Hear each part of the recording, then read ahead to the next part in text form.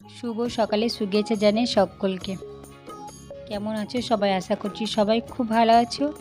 আমিও ভালো আছি। বর্ধমান জেলায় ছোট্ট একটি গ্রাম থেকে আমি ঋতু তোমাদের সকলকে জানাই আমার এই ব্লগ চ্যানেলে অনেক অনেক স্বাগত, অনেক অনেক ভালোবাসা। এখন বাজে সকাল 8টা। তা দেখো বাবার বাড়ি এসেছি, তাই ঘুম থেকে একটু দেরি করে উঠেছি। তা এখনও চা খাইনি, মুগ্ধ হয়ে গেছে। আর এই দেখো আমার বাবা কত বেগুন গাছ লাগিয়েছে আর কুমড়ো গাছ। বেগুন গাছের পাতাগুলো একবারে সবুজ সবুজ সবুজ। বেগুনে ফুল এসেছে কিন্তু বেগুন বেশি ধরেনি। তারপরে দেখো আমার মাসি ফোন করেছে, মা কথা বলছে। মাসি রোজ দিনে 2-3 বার করে ফোন করে, মানে মায়ের সাথে না কথা বললে মাসির ভালো লাগে না। মাসির শরীর একটু খারাপ তো, তার জন্য বাড়িতে একাই থাকে আর ফোন করে।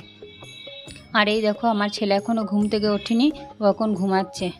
বাড়িতে তো সকাল সকাল তুলিয়ে দিই, আর এখানে এসেছি তার জন্য একটু দেরি করে উঠবে, এখন ঘুমাচ্ছে। তারপরে দেখো ছেলে উঠে পড়ে গেছে আর আমরা বসে চা খাচ্ছি, মা আমি আর আমার ছেলে। আমার ছেলে এক সাইডে বসে আছে আর আমি আর মা বসে আছি। মুড়ি দিয়ে চা খেতে আমার খুব ভালো লাগে, তার জন্য দেখো এক থালা মুড়ি নিয়ে নিয়েছি আর চা নিয়ে নিয়েছি, বসে বসে খাচ্ছি আর মা আর আমি গল্প করছি। আর তোমরা তো জানো যে আমি কালকে সন্ধ্যের সময় এসেছি এখানে। আমার খুব মনটা খারাপ করছিল, তার জন্য আমি সকাল থেকেই ভাবছিলাম যে কখন যাব, তার জন্য বিকালবেলা এসেছি।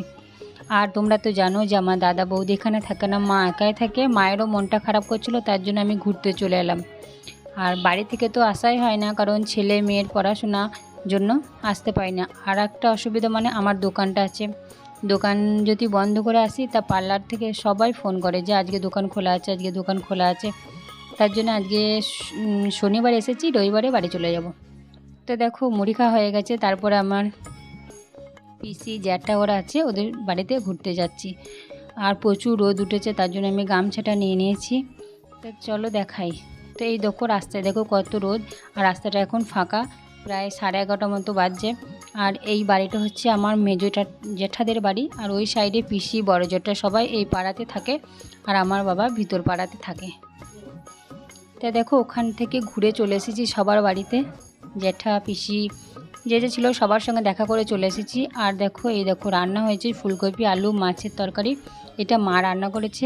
আর আমি রান্না করছি হচ্ছে মাংসটা রান্না করছি। মা বললো তুই রান্না যদি করিস তো কর, তা আমি বললাম ঠিক আছে আমাকে দাও, মাংসটা রান্না করি। তাই আমি মাংসটা রান্না করছি। দেখো কালারটা খুব সুন্দর এসেছে বলো।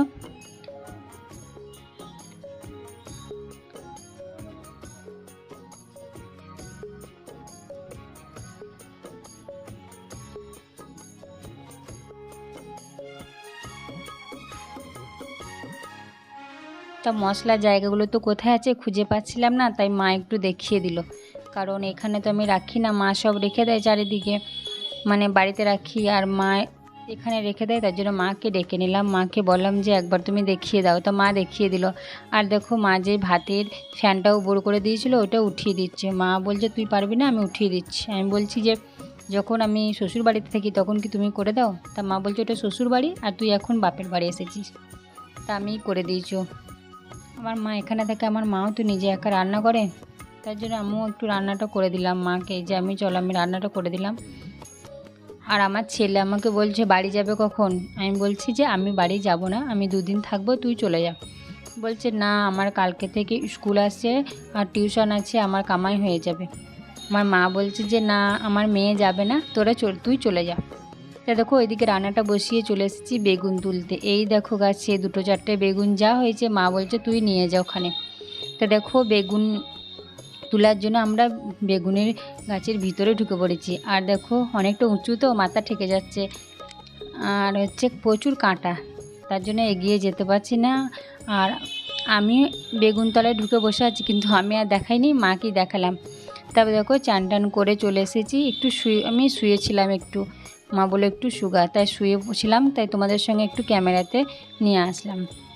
তারপরে মা ডাকছে যে এবার ভাত খেয়ে নিছে, তো চলো ভাত খেয়ে নিই। তা কী রান্না হয়েছে চলো দেখাই তোমাদের সঙ্গে।